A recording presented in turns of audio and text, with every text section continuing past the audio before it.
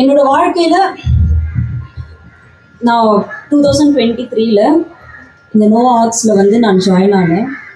அதுக்கு முன்னாடி நான் வரும்போது ஐ வாஸ் டோட்டலி எம்டி. எதுவுமே எந்த ஒரு பேக்ரவுண்டுமே எனக்கு இல்லை. ஃபினான்ஷியலாக சரி, ஹெல்த்லேயும் சரி, எல்லா விஷயத்துலையும் ஐ வாஸ் டோட்டலி எம்டி. அப்போது ப்ராடிகல் சன் ஸ்டோரி எல்லாருக்கும் தெரியும்னு நினைக்கிறேன். ஊதாரி மகன் அவரோட ஸ்டோரி எல்லாருக்குமே தெரிஞ்சிருக்க வாய்ப்பு இருக்குது.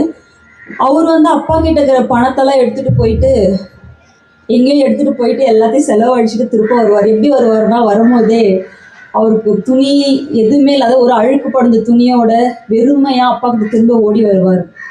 நானும் 2023 என்னோட பிரதர் மூலியமாக நான் இங்கே வந்தேன்.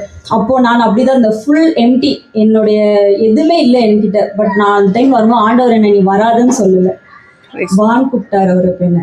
அப்போது என்னுடைய பாஸ்டர்ஸ் வந்துறாங்க, அவங்க வந்து எனக்கு நிறைய விஷயத்த வந்து கற்றுக் கொடுத்தாங்க. அதில் ஒரு வசனம் எனக்கு தொட்டது என்னன்னா, ஜோஷுவா 1:8, இந்த நியாயப்பிரமாண புஸ்தகம் உன் வாயை விட்டு பிரியாதிருப்பதாக, இதில் எழுதியிருக்கிறபடியெல்லாம் நீ செய்ய கவனமாக இருக்கும்படி இரவும் பகலும் அதை தியானித்து கொண்டிருப்பாயாக, அப்பொழுது நீ உன் வழியை வாய்க்க பண்ணுவாய்.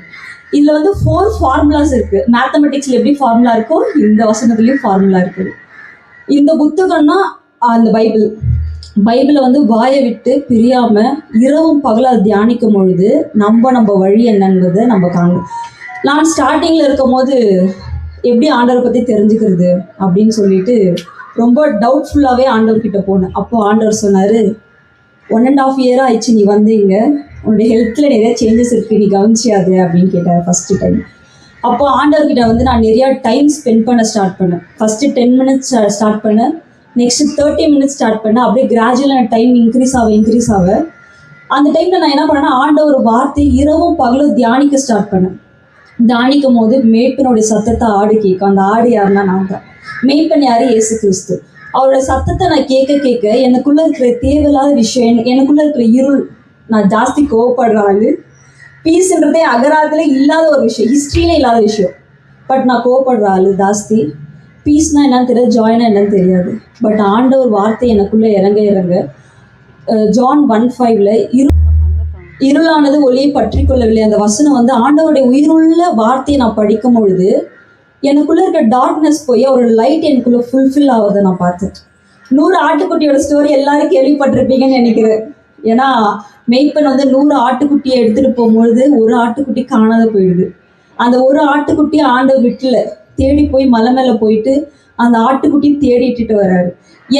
நானும் ஒரு காலத்தில் அப்படி தான் இருந்தேன். எந்த ஒரு சமாதானம், எந்த ஒரு சந்தோஷமும் இல்லாத ஆண்டவர் வார்த்தைக்குள்ளே நான் வந்து என்ட்ரி ஆகும் பொழுது அந்த காணாத போன ஆட்டுக்குட்டி எப்படி ஒரு அன்போடோ அரவணைப்போடையோ ராஜ மரியாதையோடய கூப்பிட்டுட்டு வந்தாரோ, சேம் அதே மாதிரி என்னையும் அவர் கூப்பிட்டுட்டு வந்தார். இந்த ப்ராசஸ் உங்கள் எல்லாருக்குமே யூஸ்ஃபுல்லாக இருக்கும்னு நினைக்கிறேன். ஜான் பிளாஸ் நீங்களும் ட்ரை பண்ணி பாருங்கள். உங்கள் லைஃப்பில் கிறிஸ்து இயேசுடைய உண்மையுள்ள வார்த்தை, உயிருள்ள வார்த்தை உங்களுக்குள்ளேயும் செயல்பட நான் உண்மையை விசுவசிக்கிறேன். ஆமென். பிரைஸ்.